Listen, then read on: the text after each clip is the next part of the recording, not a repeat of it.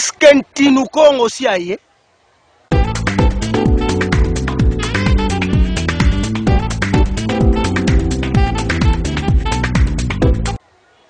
Est-ce qu'un Guatulendo aussi aïe?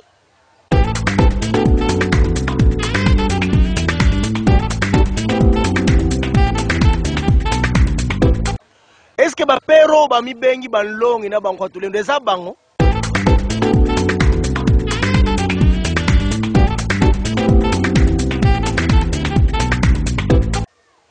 Est-ce que Tata Kimbangu asalaki 30 ans ya prison pona ba vio ba koma Guatulendo?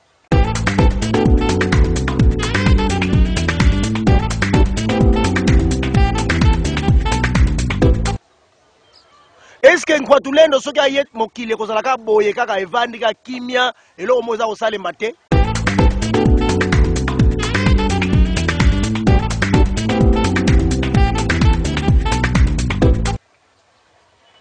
Est-ce que bango baza ba véritable Guatulendo?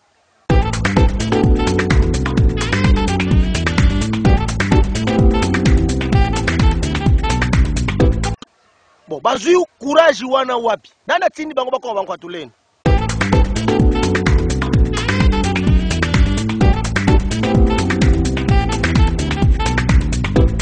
Vanda wana nazo teta linyoko na longola musisa.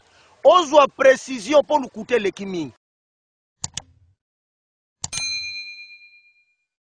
Ba vie oyo, baza bata lukuta. Ba konsi génération mobimba ke bango baza banloyo baza ba komisu biloko nini wana.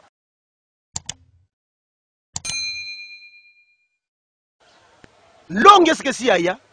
Tu habite. Livre ça qu'est-ce que c'est comment mi? Tu habite. Est-ce que tu es aussi aya? Est-ce que tu la formule wana?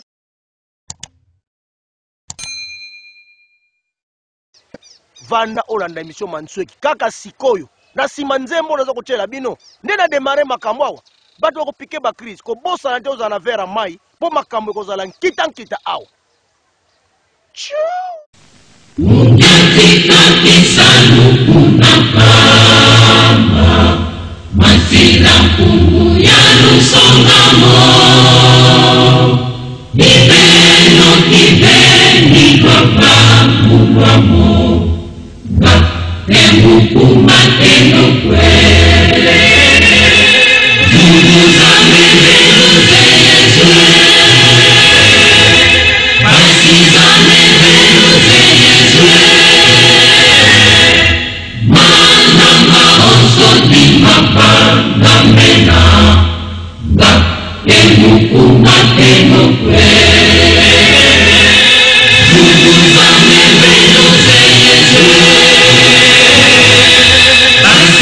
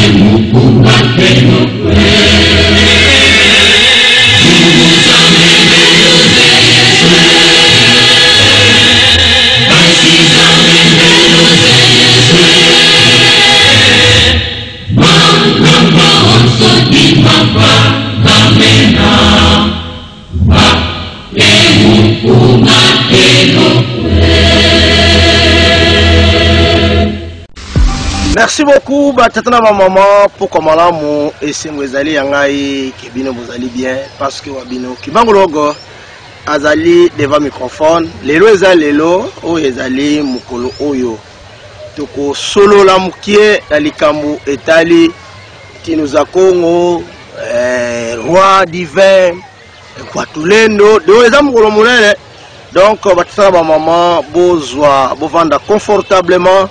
Bakiti na bino ba oba boma makana se ya vunga boboma botalaka na se po ba événement ko lekawa au microphone Fumu Nsumbu Lekimbangologo mwana mpungu tulendo mwana Congo le naturopathe docteur donc grave derrière les caméras Galva Lubelo pe réalisation il y a Dompemba pe régie finale il y a Galva Lubelo.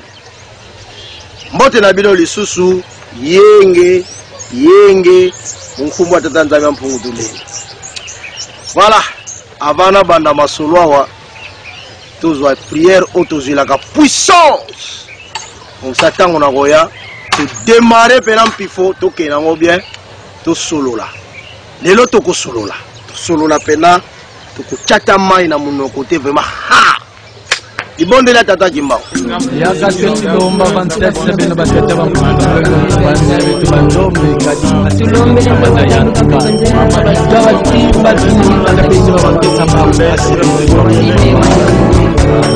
Sambu lukuba matwa sambila sambu kwa yenu awonto zimbasi za kiandu kya kintinu kya Zulu nto za zingu kietu sambu kwa beno zimbasi nsambwadi zikundanga kulumbu lwa nzambi ampungu tulendo sambu kuvaikilanga ntangwa yikudimukinanga ntangwa sambu ku este yiku ueste sambu kwa ngeye nzambi amvangi antemu ngumba loa mpinanza sambu kwa bienu awonto zimbasi za ntoto yeza Zulu sambu kwa benu awonto ziyalanga maza yetia sambu kwa ngeye ngudi amwanda Kongo sambu kwa beno mbasi za zonto za mvita ye ziyalanga kulumbu lwa Kongo ngeye wena nzambi ya moyo ngeti kufyongonena ye kugumbilira ntangu za wontono munkumbu ya menga matengoka muzintumwa zeno za wonto ye mvwezolo awu yikulombele dio ye yikutumini dio o nzambi akalunga nzambi azola wiza ye mbasi zaku za mazulu ye za ntoto mutulula mabanza yebubu betitatamana vwezila zola kwa kintino kiaku ndombelevo mvita ya bwadiaka kumputu mfasi nkanda wa ndombe wasikama ye walenda diaka futukila kimbuta kyandi kikawombesa tukila muntangu anda bika luwawanu lwaku lwazituswa yebika wasakumuna nkangu wa Kongo ikanda lya ndombe wanti za wonsono za ntoto ingeta ingeta ingeta ingeta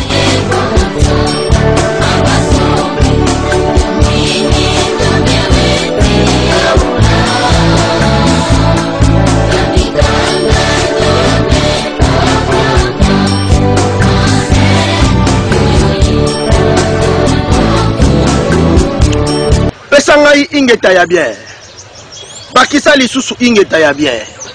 Pesa lisusu ingeta ya bien. Ingeta.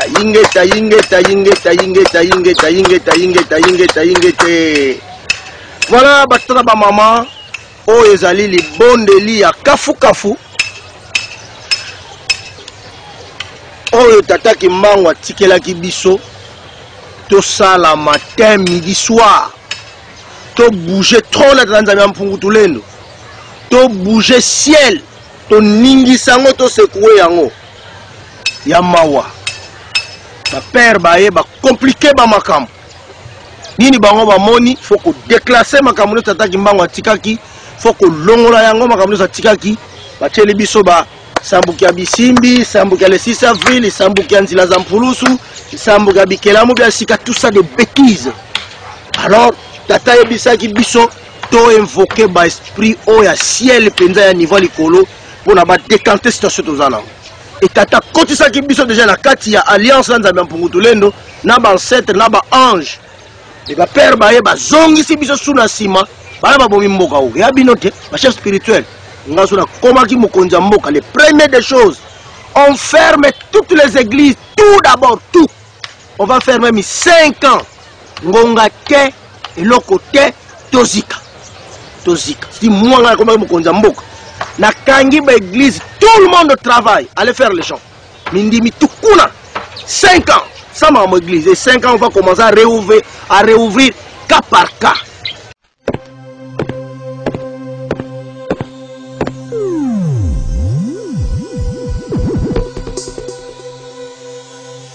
Tout le monde, tout la jeunesse au champ, on n'a pas le temps à perdre. On n'a pas le temps à perdre. Distraction.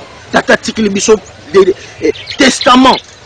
Au photo appliqué. La père baye, au nom yangote, tout ça la makambo bango bali. Fait de compte, tout bandi ko sambe la bango.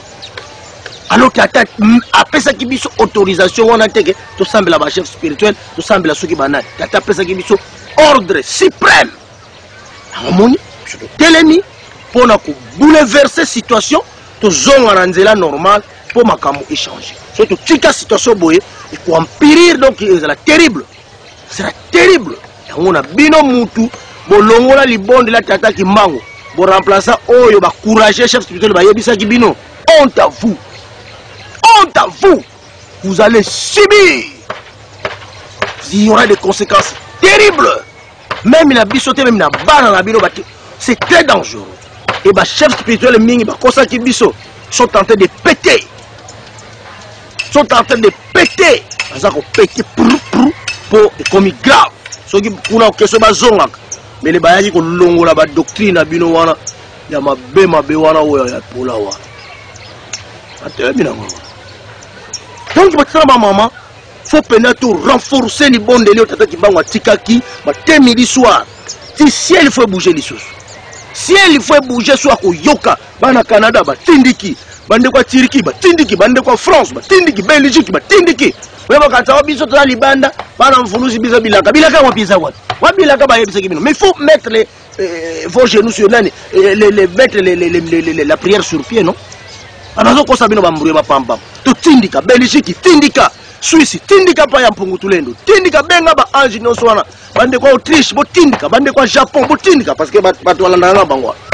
Bande kwa ya States, tindika. Afrique du Sud, Pointe-Noire, ba papa Cédric, tindika. Ba papa Simplice, tindika. Ba mama Malunda Mene, tindika, tindika. Ba mama Brigitte, na Italie, tindika. Ba mama Mikala na Canada, biso nyonso kwa mpungutu lendo. Toso tindika. Mama Kiala na Suisse, tindika. Papa Sébastien na Belgique, tindika, tindika. Ça veut dire mpungutu lendo ko bayebi so sikoto. Vito telemi sikoto. Ma tête tindika lié. Soto na tongo aux 8 mois de retard. Na moi tindika lisus. Donc bande ko nga yo baza na Amérique latine wana ba mama Clotilde, tindika. Ba mama nani yo na mama nga ya France. Ça dit tindika bino nyonso. Ba mama Mbumba na Paris wala. Tindika. Donc komika mikolo. Tindika. Ekokweya o, ekokweya te, ekokweya. Christianisme ekokweya o, ekokweya te, ekokweya. Ba église ba courage ekokweya o, ekokweya te, ekokweya. Tukweisa yango. So nyonso tindika. Donc na pokwa to tindiki. Tongo to tindiki donc. Pungutule no fayo kabela. Yo demande sambu kwa tatanza mpungutule. Sambu kwa mbasi kunda kunubela tatanza mpungutule. Sambu kwa ngene mbumbalo. Sambu kwa ngene mwandako. Sambu kwa ngene mpilanza. Sambu kwa mbasi za este. Sambu kwa mbasi za este. Sambu kwa mbasi za ntoto. Kwa mbasi za tia. Kwa mbasi za maza. Kwa mbasi za mupepe. Sambu kwa simbi bia mvita. Tout ça tindika. Allez, tindika. Si elle tient qu'on a décision. Soit déçu bien maintenant il faut dire quelque chose. Amekimbangu batunayo batomboki parce que tindika chaque jour alors toute la décision. Mon magambo ko changer la mboka. Quand vous continuez avec des bêtises à père c'est terrible magambo za la kapo. Vous ne voyez pas ça mokonja mboka bakamu tata tikaki le mamure baba senti bana faut vous andou tout ça. Ça c'est quelle bêtise. Très bien. Allez moi pesanga moi transition muke pour la kotisa sikoyo ba magambo na benga sikoyo ba makambo. Tango na kozonga nengai petit bino sikoyo ba magambo temya lelo. C'est parti.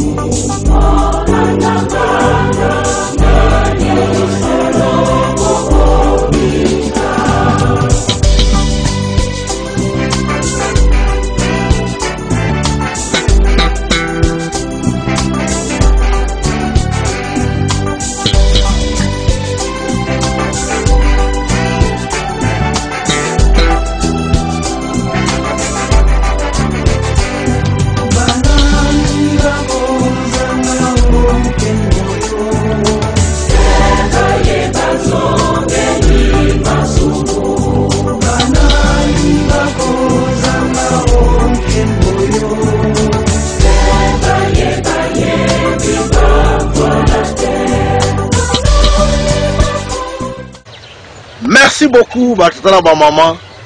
Voilà le lengue photo sambele ya yango wana. Lundi, journée blanche. Mardi, journée rouge. Mercredi, journée bleue. Jeudi, journée jaune. Vendredi, journée mauve to violet. Samedi, journée noire pour les ancêtres. Et dimanche, journée verte pour la nature. C'est comme ça que Magamota Mola. Yom to sambela ka matin, midi, soir. On va tirer la biso kingandi. Oh, lukutana hi. Prière basala ngonde bomoni wa.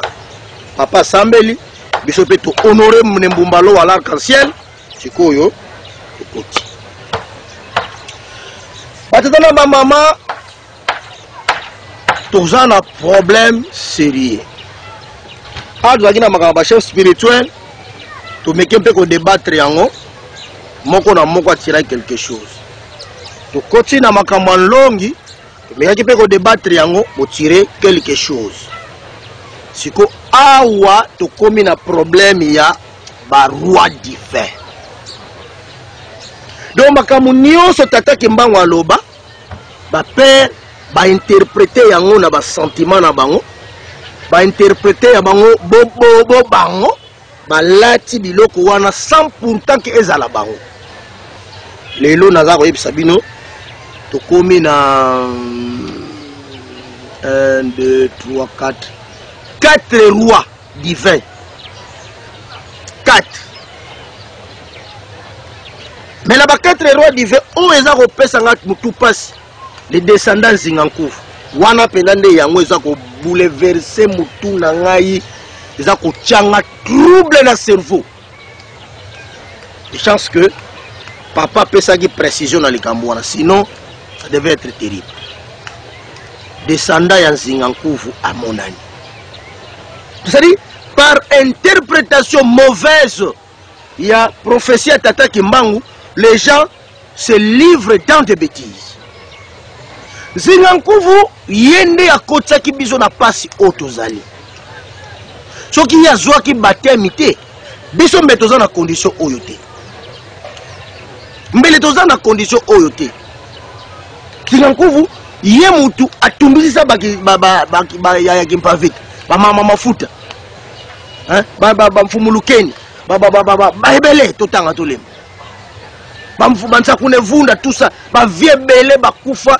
mpona nzinga nkuvu ndenge nakondima makambo ya christianisme le descendance wana tokoki komona yango lisusu te parce que mikolo ezali koya soki bakembangolo bavandisi makanisi on va organiser une pardon il faut tosenga pardon na mpungu tolendo ndenge nzinga nkuvu azwaki baptême mais curieusement on voit quelqu'un qui sort oyaza descendant ya nzinga nkuvu okosa siko banani biso za bana mike biso za siko babebe tosali de babolole po tonala makambo na yo wana donc ma chère amie là je mets entre parenthèses mais je vais marteler sur ça mon colonel ça spécial pour d'abord comprendre gravité ya nzinga nkuvu degré ya problème à lugela biso tu entre parenthèses.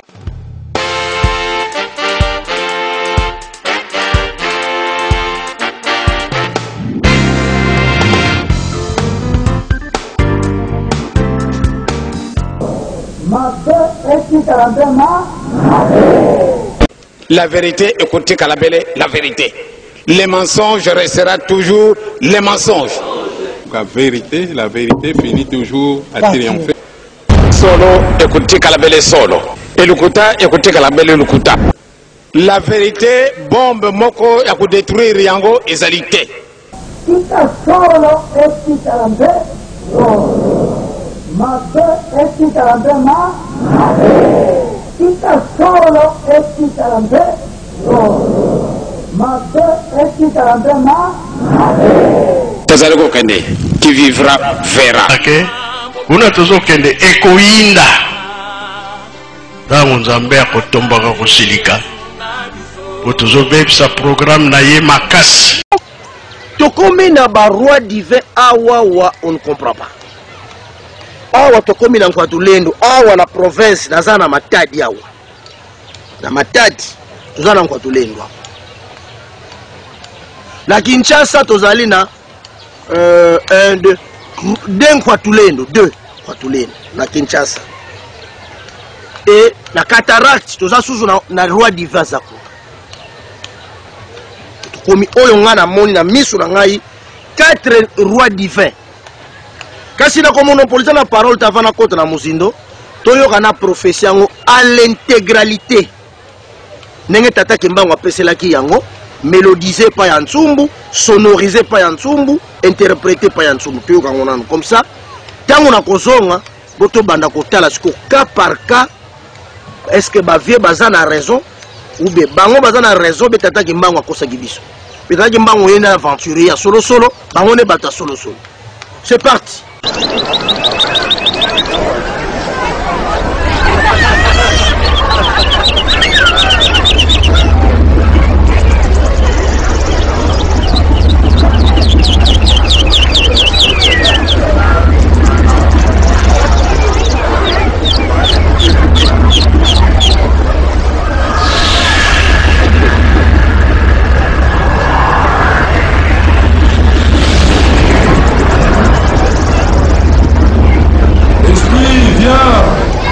Oh oui, viens esprit, toi qui es la vie, l'amour, le feu, la force, la douceur et la grâce.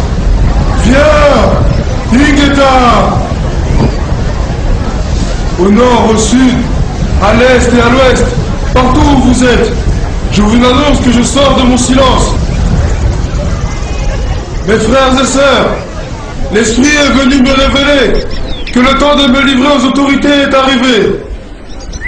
Tenez bien ceci. Avec mon arrestation, commencera une période terrible d'indicible persécution pour moi-même et pour un très grand nombre de personnes. Il faudra tenir ferme, car l'esprit de notre Dieu Tout-Puissant, Nzambi Tulendo, ne nous abandonnera jamais. Et il n'a jamais abandonné quiconque se confie en lui. Car il est la vie, l'amour, le feu, la force, la douceur et la grâce. Les autorités coloniales pourront imposer à ma personne physique un très long silence. Mais elles ne parviendront jamais à détruire l'œuvre que j'ai accomplie. Car elle vient de notre Dieu, le Père Tout-Puissant. Certes, ma personne physique sera soumise à l'humiliation et à la souffrance. Mais ma personne spirituelle se mettra au combat contre les injustices semées par les peuples du monde des ténèbres qui sont venus nous coloniser et nous envahir. Oui, j'ai été envoyé pour libérer les peuples du Congo et la race noire mondiale. l'homme noir deviendra blanc. Et l'homme blanc deviendra noir. Car les fondements spirituels et moraux, tels que nous les connaissons, aujourd'hui, seront profondément secoués et ébranlés. Les guerres perpétueront à travers le monde. Ainsi, l'Afrique sera libre. Les décennies qui suivront la libération de l'Afrique seront terribles et atroces. Car tous les premiers gouvernants de l'Afrique libre travailleront au bénéfice des Blancs. À ce moment, un grand désordre spirituel et matériel s'installera. Les gouvernants de l'Afrique entraîneront, sur le conseil des Blancs, leurs populations respectives dans des guerres meurtrières et s'entretueront. La misère s'installera. Beaucoup de jeunes quitteront l'Afrique dans l'espoir d'aller chercher le bien-être dans les pays des Blancs. Ils parleront toutes les langues des Blancs. Parmi eux, beaucoup seront séduits par la vie matérielle des Blancs. Ainsi, ils deviendront la proie. Il y aura beaucoup de mortalité parmi eux, et certains ne reverront plus leurs parents, et reverront plus leur Afrique. Il faudra une longue période pour que l'homme noir acquiert sa maturité spirituelle. Celle-ci lui permettra d'acquérir son indépendance matérielle. Alors s'accomplira la troisième étape. Dans celle-ci naîtra un grand roi divin. Il viendra avec ses trois pouvoirs. Le pouvoir spirituel, le pouvoir scientifique et le pouvoir politique. Je serai moi-même le représentant de ce roi. Je liquiderai l'humiliation que, depuis les temps les plus reculés, l'on a cessé d'infliger aux Noirs par l'esclavage et la colonisation. Car de toutes les races de la Terre, aucune n'a été autant maltraitée et humiliée que la race noire. C'est pour cela, chers frères et sœurs, continuez à lire la Bible. À travers ces écrits, vous arriverez à décerner les actes de ceux qui sont venus vous apporter ce livre et les écrits aux principes moraux contenus dans ce livre. Il faut qu'un voleur soit saisi avec l'objet qu'il a volé.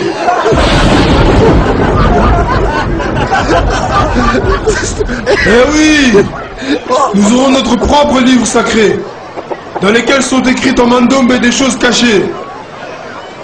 Un instructeur viendra avant mon retour pour écrire ce livre et préparer l'arrivée du roi. Il sera combattu par la génération de son temps, mais petit à petit, beaucoup de gens comprendront et suivront son enseignement. Car sans cet enseignant, qui préparera les peuples africains? Car l'arrivée du roi sera très meurtrière et sans pardon. Alors il faut que les peuples d'Afrique et du Congo soient instruits avant cet événement. Vous ne savez pas encore ce que c'est qu'une guerre spirituelle.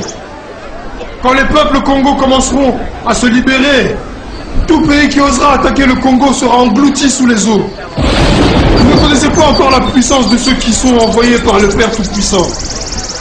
À quoi sert à l'homme de s'attaquer à Dieu si le jour de sa mort, même s'il avait beaucoup de biens matériels, il n'a même pas le temps d'arranger son doigt? Vous ne savez pas de quoi est faite votre vie et pourquoi vous vivez. Car exister physiquement, c'est apparaître comme presque rien. Pourquoi tuer son prochain et espérer rester en vie? Et pour combien de temps? Dieu n'est pas le temps, ni l'espace. Il est un tout, dans le tout. La génération du Congo perdra tout.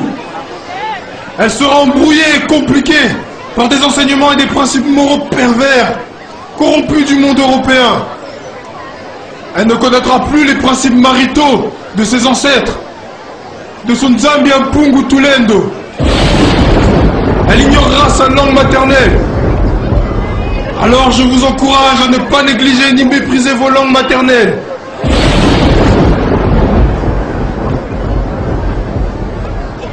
Il faut les enseigner à vos enfants et à vos petits-enfants. Car viendra un temps où les langues des colons seront oubliées. Dieu le Père Tout-Puissant a donné à chaque groupe humain une langue qui sert comme d'une alliance de communication. Ne la négligez, ni méprisez jamais. L'Esprit veille sur moi, comme il veille également sur vous tous. Dieu demeurera toujours votre guide et votre protecteur. Servez-le jusqu'à la fin de votre vie. Que cette séparation entre vous et moi ne vous plonge pas dans le désespoir. Je vous le promets, mort ou vivant, je vous ramènerai à la liberté.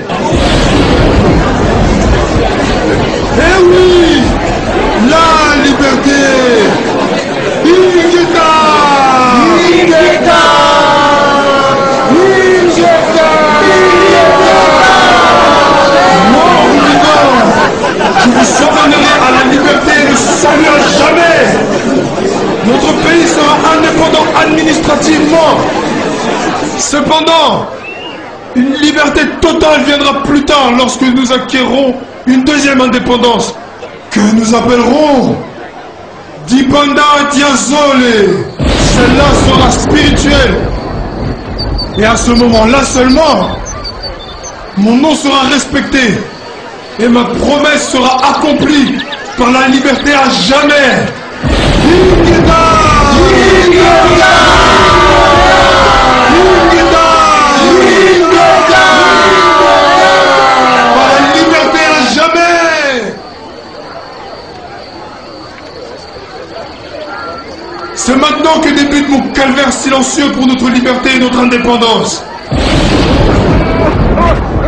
Le palmier nous donne des noix, de l'huile, des rameaux, des fibres, du raffia. Et cela ne se réalise pas en un seul jour. Au départ, une seule petite graine a donné le palmier. Exactement comme cette œuvre qui nous mènera à la liberté. Elle naîtra un grand roi divin avec ses trois pouvoirs: spirituel, scientifique et politique. Ingeta! Ingeta!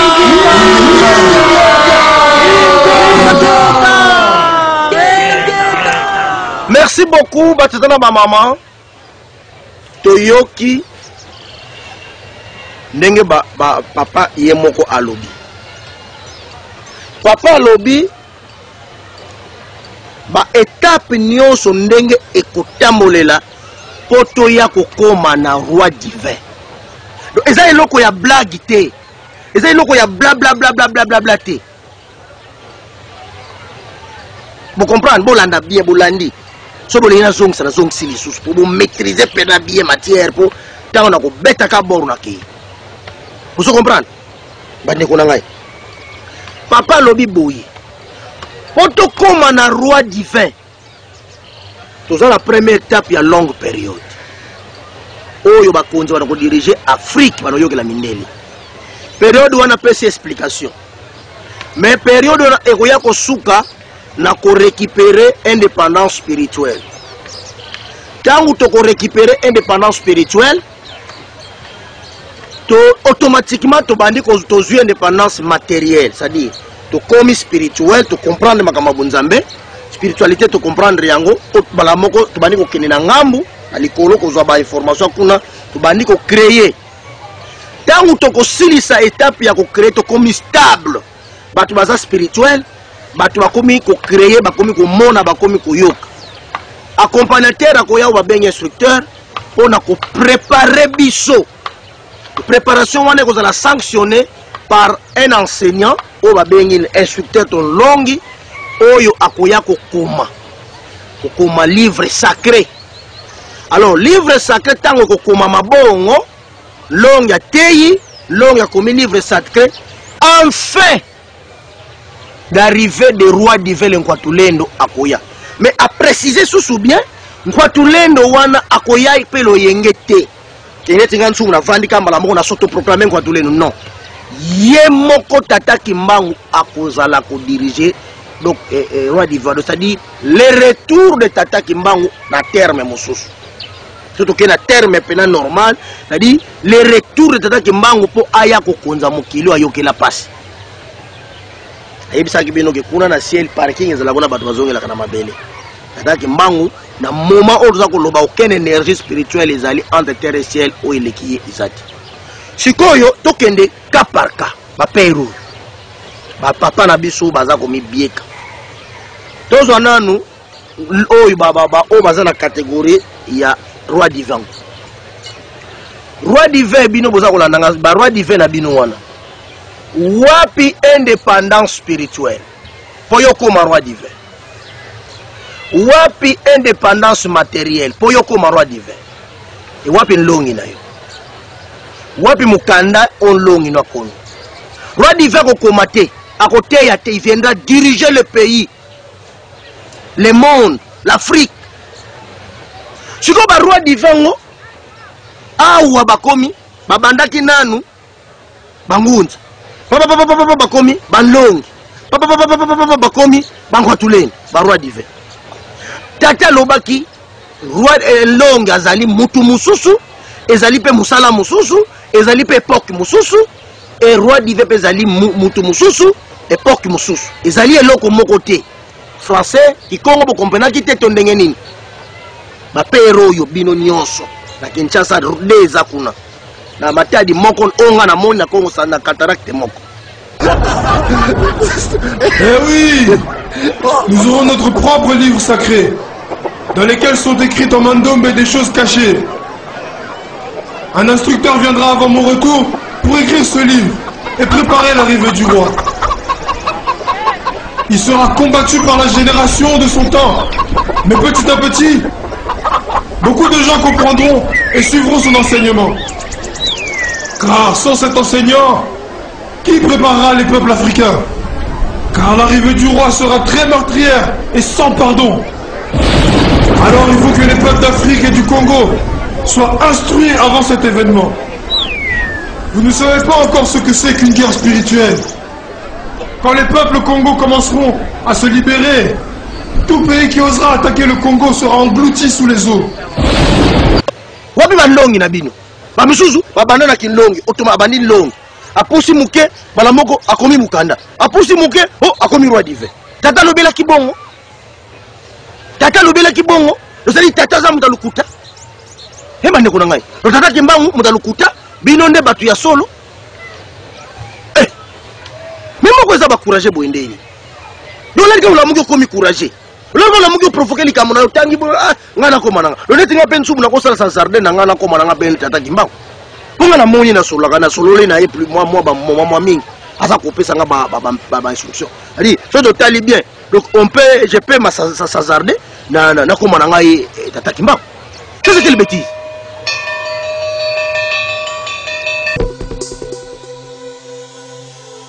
Bande kuna ngai otana ba makambo lo muna muzabila mutabandi oye roi divin pour à l'occasion derrière kaka yemoko akomi on longi o butusa longi aza mutu mususu aza na moment ne akoya mais longi akoya na batu ya ordinaire boete na batu o baza déjà na indépendance spirituelle. Vous comprenez ngai longi ndi akoya na batu ndenge wa. Vous comprenez?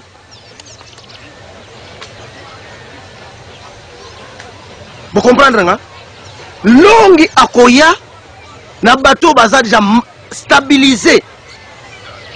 Stabilisé, baza déjà stabilisé déjà sur le plan spirituel. Sur le plan matériel. Donc longi akokuta bandaku ya ba initié, longi akokuta toza déjà na ba avion, longi akokuta toza déjà na communication, longi akokuta tout est stable. Longi akoya souffrir. Loya oya kolana na ba case ototongi ya salité te. Loya kolana na ba pyramide, loya kolana na ba gratte-ciel, loya kozala ndako longi résidence en loya kozala au sommet plus de 1500 étages. Résidence en longi. Et loya kozala la cité sainte kozala en l'air. Vous savez ba gratte-ciel les a komata cité sainte, dans une ville là-bas mandaku na ndaku et lui il est au trône là-bas. Ville nyonso za na un établissement moko biso tozwi côté la maquette ya ville sainte mais c'est terrible. Oyo wana boza ba oyo batongi wana te yango te ville sainte za na maquette nango otata kimbango sala biso tozwi bakwa ko mona ya. Eh oui, nous aurons notre propre livre sacré dans lesquels sont écrites en mandombe des choses cachées. Un instructeur viendra avant mon retour pour écrire ce livre et préparer l'arrivée du roi. Il sera combattu par la génération de son temps, mais petit à petit, beaucoup de gens comprendront et suivront son enseignement. Car sans cet enseignant, qui préparera les peuples africains? Car l'arrivée du roi sera très meurtrière et sans pardon. Alors il faut que les peuples d'Afrique et du Congo soient instruits avant cet événement. Vous ne savez pas encore ce que c'est qu'une guerre spirituelle. Quand les peuples Congo commenceront à se libérer, tout pays qui osera attaquer le Congo sera englouti sous les eaux. Vous comprenez? Vous avez une maquette. Donc, ville, moko kozala, naku moko kaka, donc, cercle moko, aztèque na biso, oyo, bakosala lani wana, donc, c'est terrible. Maintenant, on flashe bino, beaucoup de bino. Donc, on a besoin de bakaz, besoin de bakaz, na bambanda na nsiru na bino, ba cité sainte na bino, botongi tongi wana ke yangonde, lo ya kokome. L'homme ya kokuta déjà, ba savant, si basali musala, ciment comme zelo, biso ta kosala ciment. Baso sala sur place, batonga sur place. Makamwa beaucoup mona yango. Vous comprenez? L'homme ya kozala trône moko bien sophistiqué. Petit à petit, mais tant que comprendre ma camonaye, long ya kozala mutu ya honneur, mutu ya kozala ba bla bla bla bla bla bla bla bla bla bla te. Siko lelo awa on long, wana long, wana long, wana long. Siko yo wapi bino ba ko ba bantino, bantino nga na zantino. Ntino akoya na sima ya longi, longi soki aye abomi système nyonso religieux tozana ngo. Atiki mukanda oyo ko détenir ba secret ba histoire na bino wana bonare na ba mikano na bino ya pampamba wana. Longi va écrire des choses cachées. Yatenda za kolobanga na répéter. Il va écrire des choses cachées dans laquelle qu'on appellera mandombe. Et comment en écriture na bino oyo ya alphabet français te comment en écriture. Tata kimbango si atila des écritures à papa wa Beladio. Long temps ko ya akokuta déjà écriture na quelques bato ba yebe écriture wana. Donc tout ça là effort de écriture po ma bibili ya wana et comment man écriture wana dans les mandombe. Omoni place bozo Amérique bozo bata lukuta. Bino bato bokomi mikanda bozo bata lukuta mikanda na bino za nul sans de fait. Eza e lokote mikanda na bino wana. Bozo bata lukuta. Et qui livre tata lobaki et comment livre mandombe et comment peine écriture mandombe. Vous ne voyez pas vous renforcer la colonisation. C'est-à-dire que nous musika batata ba mama. Sikoyo to ya kosukisa awa po na moni a minute na biso ko mo musika. Tata lobi tangu roi divin akoya ntinu akoya. Pays nyonso ko telemela Afrika ekodina na mai. Bino banlo bino ba bantinu nyonso bobimiawa. Bino bantinu nyonso bobimiawa. Petit Rwanda za kotongisa ko. Kwale dini na mai. Boy bisama. Monesco tozana ye awa 20 ans yango. 20 ans tozana Monesco ba payer belé ba sangana complot international ba ya ko vendre la biso awa. Pour ko payer minerais na biso. C'est bien. Ba pays wana nyonso ba dini na mai parce que ce ka roi divin ye pays nyonso ko oser ko telemela Afrika e na mai. Na vandika na Congo awa.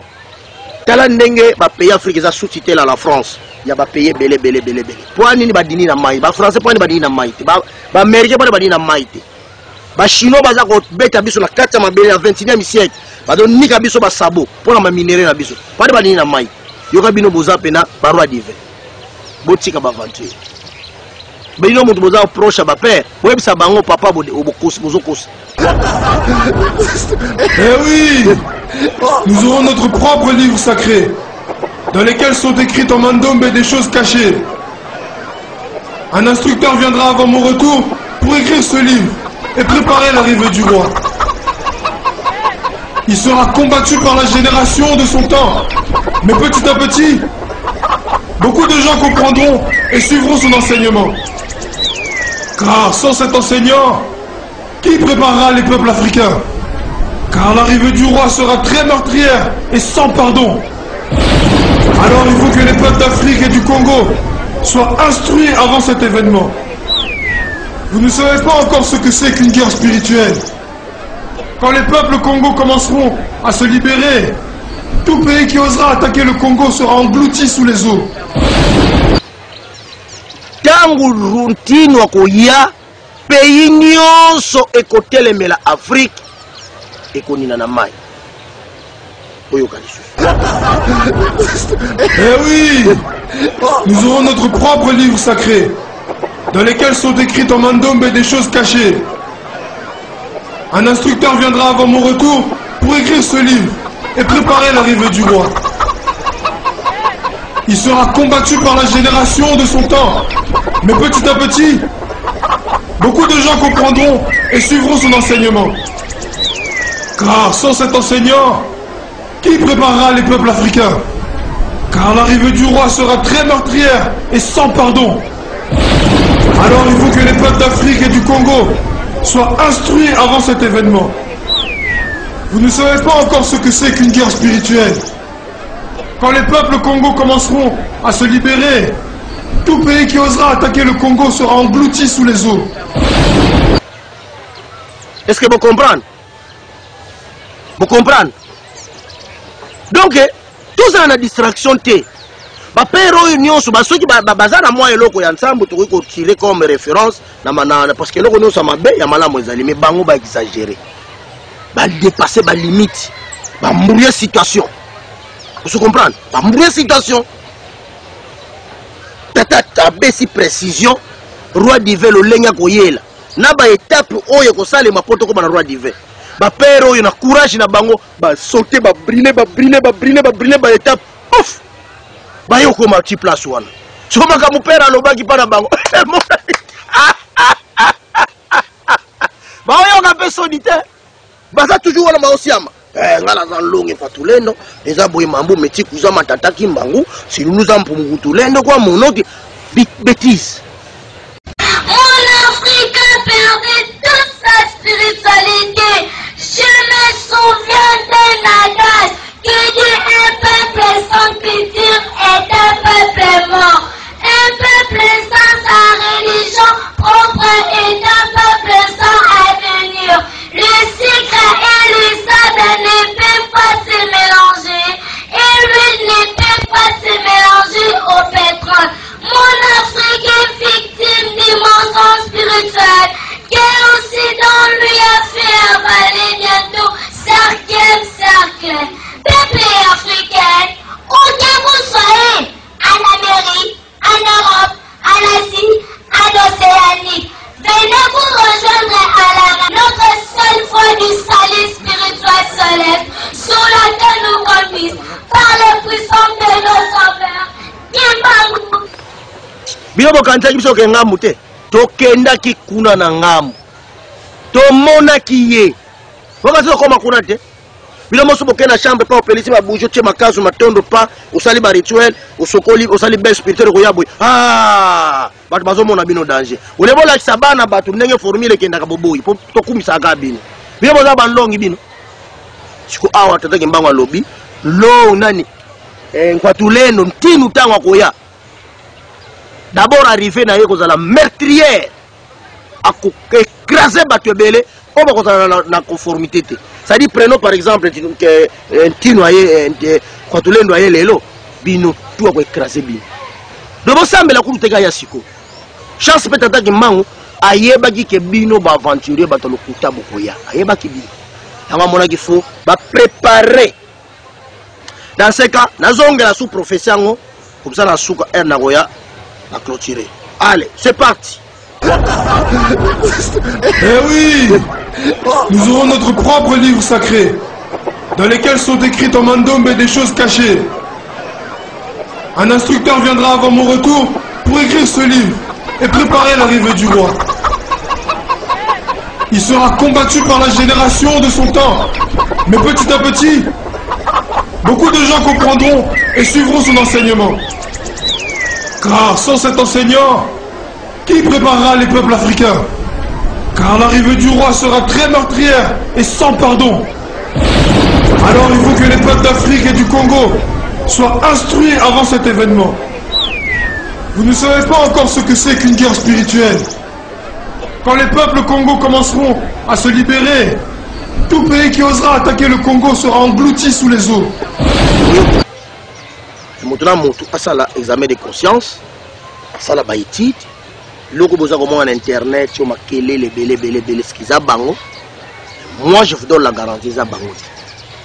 longi nano yete kwa tulendo pe nano yete étape tokomi na 2021 oyo ya ko bouger ciel pour tozwa indépendance spirituelle, c'est-à-dire en commençant par quoi sa christianisme tata pesa kinga ba garantie pesa ki ba initier sur la garantie christianisme ko kweya sans même goût ya makila étape oui tata ndaloba ki bo ngai ngala za longi na binoti ngala za mpungutuleno na binoti ngala za linkwatuleno na binoti ngala za lingunza na binoti na za lipentumo na binoti na za pe vuluji na binoti ngala vuluji na binoti ngantumo ngala za initier na za avertu na za kimbangolo to suka la biso wa kosambela na kombo na ngai te kosambela ngai te kochela ngai elikia te ngai nsumu komeka kutu biloko wana to kozwa na yo rie ngaza kaka muntu moko simple ordinaire donc ordinaire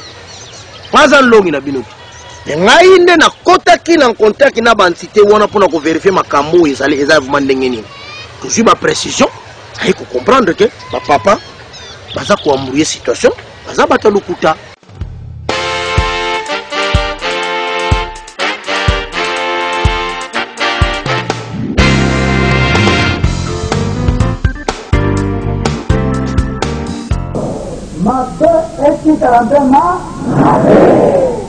La vérité, écoutez Kalabele, la vérité.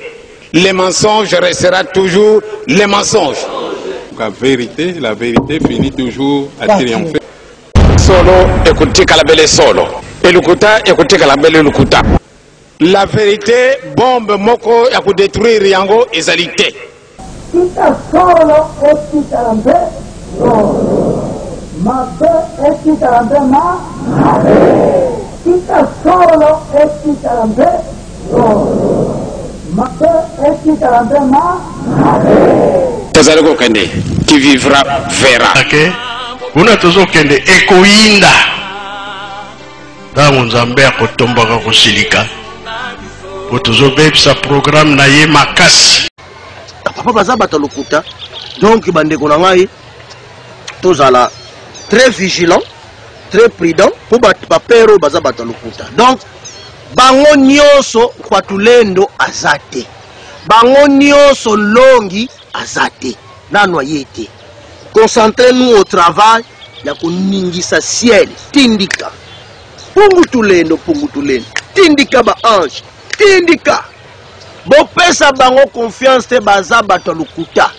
Makambo naza ko lobela bino bochango na mutu bozwa ngo sérieux pona mboka e décoller. Soki bozwi makambo naza ko loba na sérieux te, bokozala kaka boye. Bokozala kaka boye. Ngai ye naza ko créer déjà. Ngai naza ko créer. Ngai naza ndenge moko na binoti. Ngai naza ko créer. Naza na comme na niveau ko sala ba comprimé, ba sirop, tout ça ba manani, ba limanani, ba nini oyo bakisi to sali ba nini ba nani bakisi ya alimentation tout ça ba alikama na sali ba alikama na sali ngamoko production ka yetikala sali nazo zela papa simplice kuka cerveau fungama kwa sala compromise pardon papa Sébastien on a Belgique cerveau fungama asala biso ba emballage mama malunda mene na France asala la biso ba flagon na ba izini biso mokwawa tokeshini te tata lobi mfunzumbu okomona batu bako soutenir makambo na yo bakoya ufwako foti mona mama mumeso tata la mama donc tunitika te bamporter biso c'est toute une génération ba pero ba bagaché 100 ans après et loko pende ya malonga toko présenter na batu ezalité na komba tata kimbango ezalité batu bazoko préférer ko présenter na komba tata kimbango ba matériel ototonga ndako totonga hôpital totonga boy tout ça là qui est bilamba yango pena ba ko présenter comme matériel mais bato basala égrégore à Jésus ce qui na romba ils vont présenter quelque chose de concret matérialisé par ba savant na bango bino boko lokota ba plan bui boye bocheba ba kazi moko boye tout ça c'est quoi ça entre temps ba jeune na kati ba église na bino mitu ezo sala te mitu ezo funga mate mais bazana nzambe na kati église bazana kwa tuleo na kati église ça ba mama c'est tout un programme donc tata Kimbangu il était clair voilà longi d'abord asilisi ko koma nde roi divin Eh oui, nous aurons notre propre livre sacré, dans lesquels sont écrites en mandombe des choses cachées. Un instructeur viendra avant mon retour pour écrire ce livre et préparer l'arrivée du roi. Il sera combattu par la génération de son temps, mais petit à petit, beaucoup de gens comprendront et suivront son enseignement. Car sans cet enseignant, qui préparera les peuples africains? Car l'arrivée du roi sera très meurtrière et sans pardon. Alors il faut que les peuples d'Afrique et du Congo soient instruits avant cet événement. Vous ne savez pas encore ce que c'est qu'une guerre spirituelle. Quand les peuples Congo commenceront à se libérer, tout pays qui osera attaquer le Congo sera englouti sous les eaux. Bavieux nyonso baye baza bato lokuta. Balongi nyonso baye baza bato lokuta. Mikanda nyonso bakomi ezali mikanda d'histoire baza bato lokuta. Bango te. Kozala distraite bango te. Baza bato lokuta. Bango te. Voilà bataba mama capsule na biso ya pokwa lelo yango oyo toye kosala na bino. Tinu na zalite, on tinu Congo azalite. Quand on yoki mutabi donc tinu Congo ezaka déguisé roi divé parce que Congo galaxie Afrique, bana Congo Afrique. Mais yazo rené na Kinshasa wana. Tinu mususu wana azo rené na Kinshasa wana. Musazo rené na Kamusa rené na Madai. Awa na Brazzaville ba yebiete. Pays na biso za menacer na balkanisation ba pays ozo menacer yango ba engloutir yango na maite.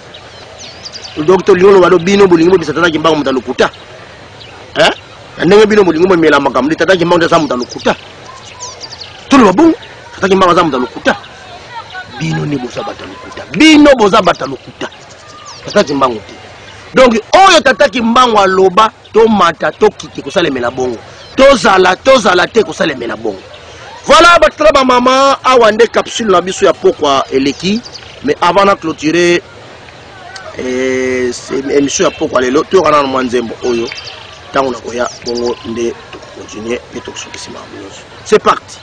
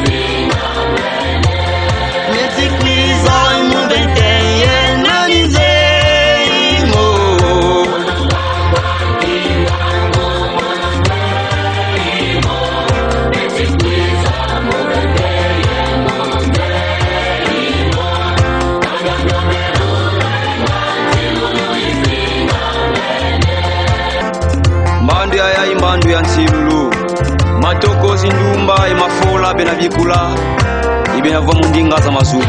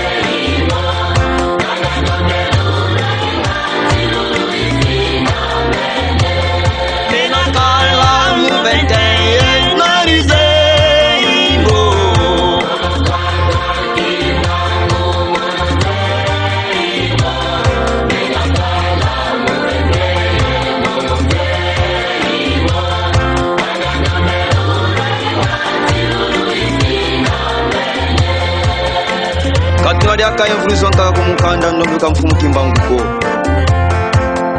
Iyandi nkudianganga. Iyandi wafisa mukula nkanda ndombe.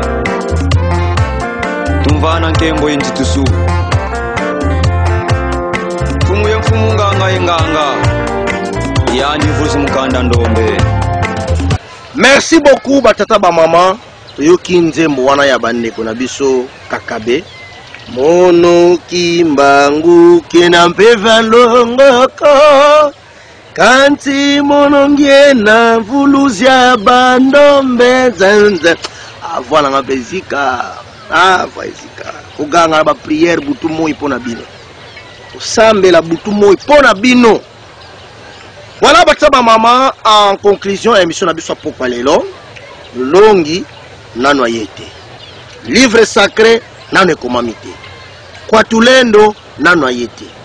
Étape otozali sikoyo ezali ya ko lancer misala ya ko botola indépendance spirituelle tozwa yango pour précéder ma indépendance matérielle.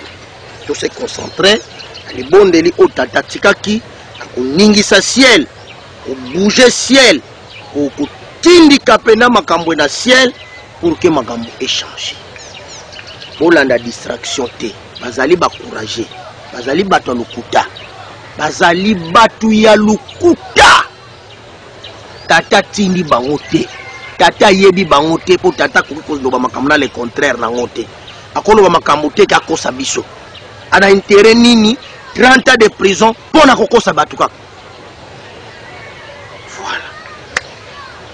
Merci beaucoup na bino bolandi ngai, merci beaucoup na ba oyo ba pesi bandeko mbote comme d'habitude émission sur za Rolanda pesa bandeko mbote.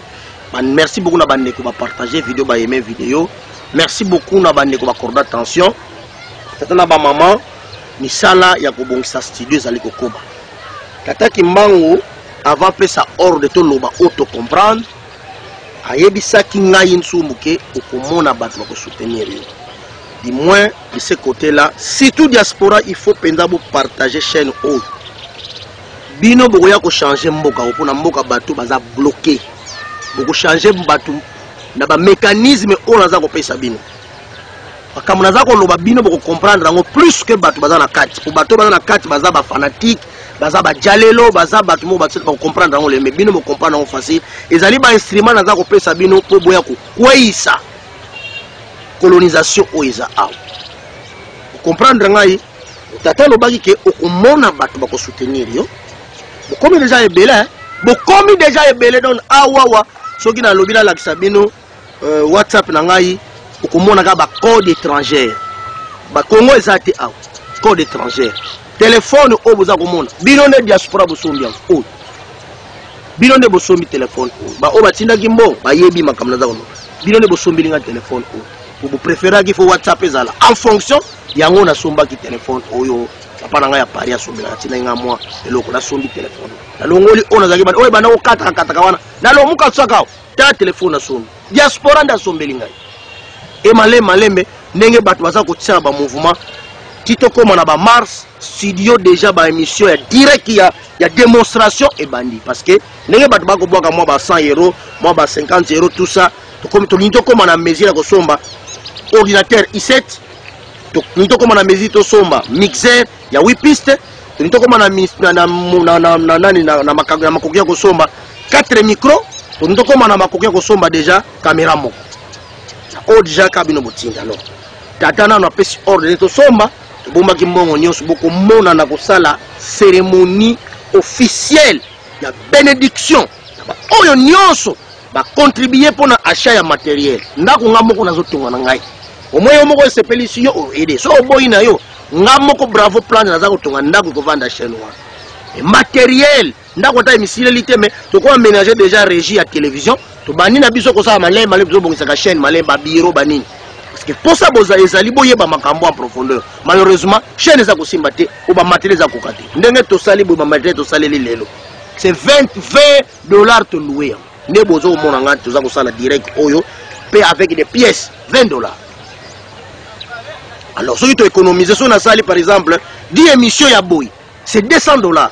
déjà tout de suite zalo comme souci yango mo naza ko boya ko sala yango mais pour raison de cause yango na se sacrifice ko sala yango donc na bande ko nyonso o bazana likanisa ko aider o komi na chaka na western komika ka fumunsumu pesa ngai kombo na yo na ko classer ba kombo nyonso na liste na bandi ko tanga moko devant tata kimbangu na balongo nyonso elo moko na ko sengela bino babate la bino bazongisa mbongo wana na libenga place oti pe boko mona ndenge ba kopo na bino ko fungwama potangu to ko sala susu to sala su plus to bongisa pena chaîne ngo bien po ezala teke abango bazaka salite to ngai soki da ko sala liste na ngai ya batu nyonso wana na ko déposer yango na mai na ko déposer yango na forêt na ko déposer yango na mabanga na ko déposer yango na bandroit sacré nyonso et puis na sali cérémonie ya suka na bénir na sengi ba bénédiction na sengi libatelami na sengi ba cerveau efungwama na sengi connexion spirituelle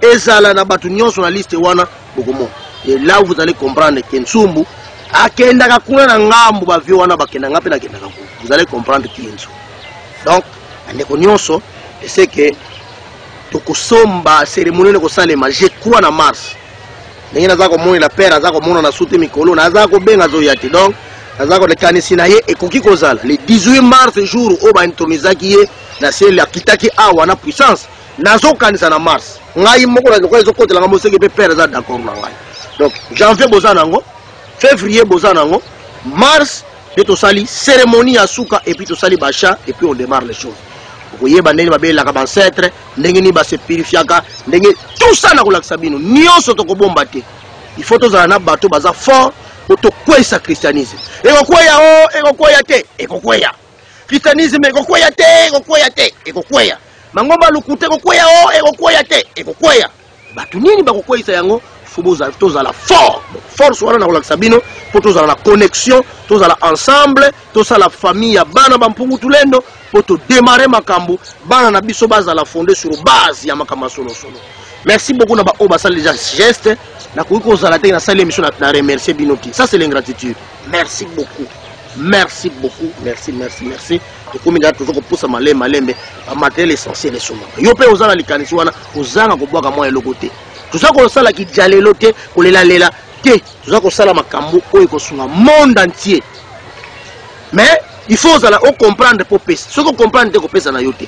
S'abonner, aimer, partager, et ça bande combote.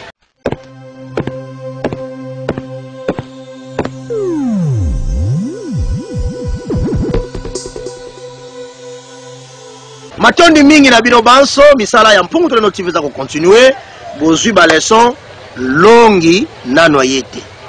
Livre sacré nane komamite Kwatulendo ntinu Congo tout ça nanu bayete to komi na eleko oyo tolingi tozwa indépendance spirituelle mais photo se battre kataki mango ya kozula biso te biso moko photo zwa yango comprendre nazongela bino suma eloko wana poto kabona retila biso mosala ya longi na arrivé en Kwatulendo. Eh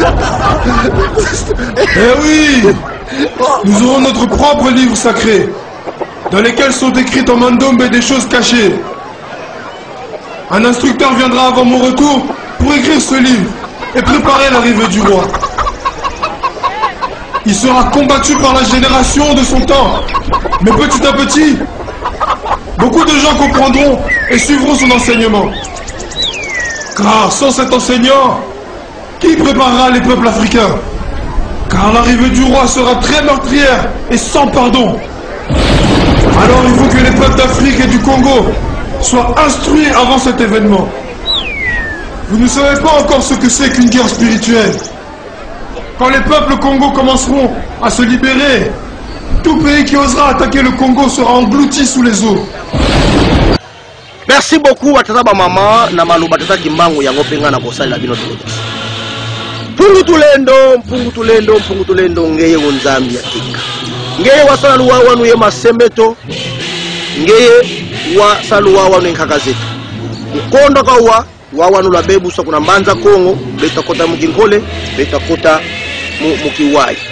Irira mujila tata kimbangu watufilisa mfuluzi wa iza katula kinkole, iza katula kiwai, iwunu kiaki, bonso kasisila mumu mambo mazengo mazulu mutu talanda maleme maleme kantala Kongo di bebele bimpumbulu bikotele mukuza bebisa program ya Tata Kimbangu mandanda matata Kimbangu mafosa kene beto bazo vili tukimini mumpasi lina mpungutu lendo ngewu nzambi twetiloma mbasi za mazulu zena kulume tonzema mpungutu lendo tusalisa twetiloma kwa ngeye ne mbumba lowa watusalisa twetiloma kwa ngeye mpinanza watusalisa twetiloma ngeye mwanda Kongo watusalisa twetilomba kwa mbasi za wonzo na ku este za tusalisa twetilomba kwa mbasi za wonzo na ku oeste za tusalisa twetilomba kwa mbasi za tia twetilomba kwa mbasi za maza twetilomba kwa mbasi za mupepe twetilomba kwa mbasi za ntoto za tusalisa twetilomba kwa bisimbi bya mvita za tusalisa twetilomba kwa bisimbi luvombe tuvana luvuvomo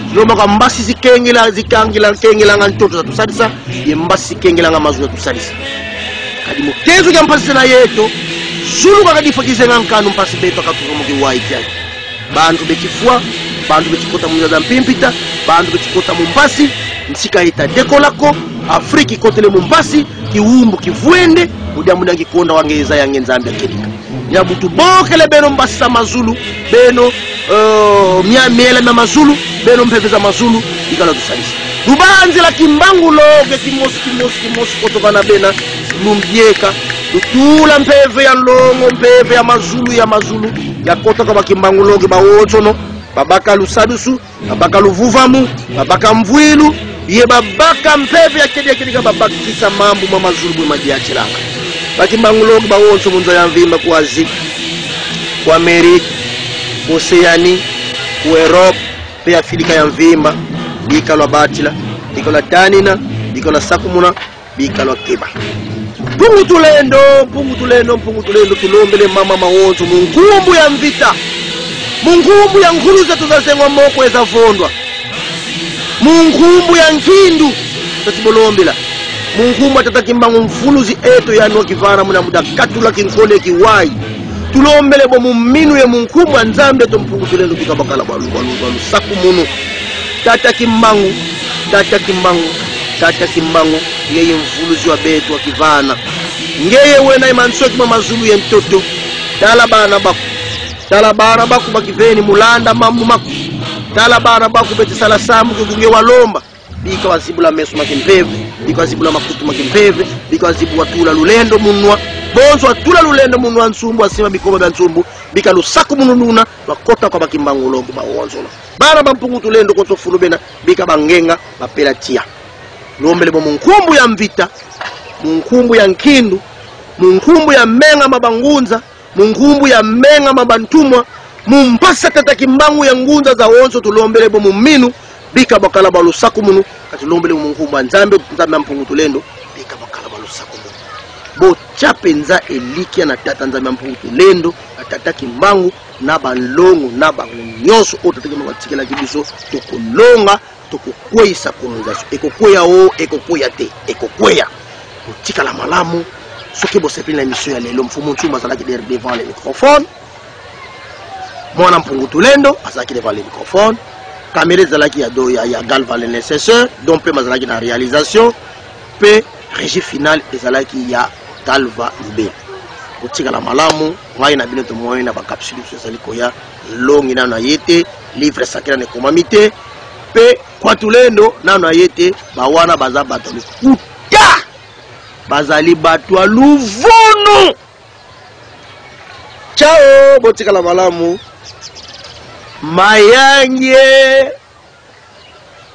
mayangie chao obandombe julwenga tuzaba mumfinda mosika mulentonga na nkosi zoleko fumu Kongo imfumu Kimbangu mamoso makabiko kamena lutako siluzandi lunga na zinalungana tukemba yetu yangalala kanda ndombelu yangalala kanda ndombelu kembela ikudunguza mekazilendi lutako kanda ndombelu yangalala kanda ndombelu kembela ikudunguza mekazilendi lutako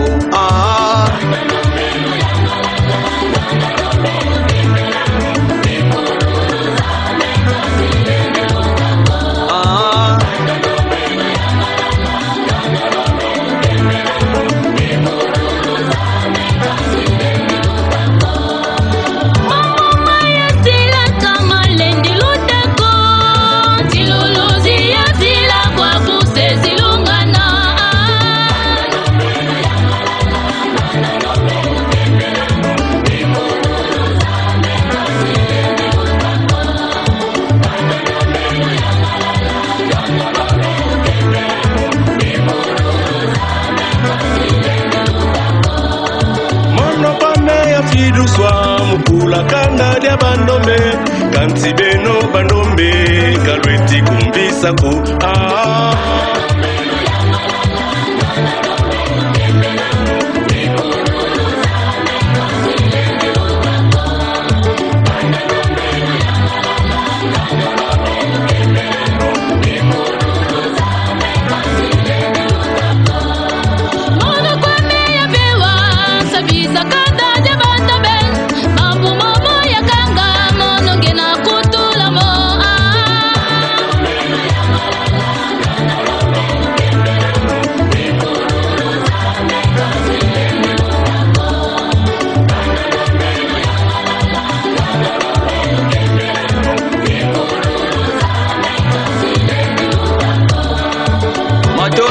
makiese maezi matondo kambuta kiala shako utapati utamaleka yika batata mfuntu bako musakumuna uta Claude yaya maluku mikelo yenge bieno Centre Bobo Plante.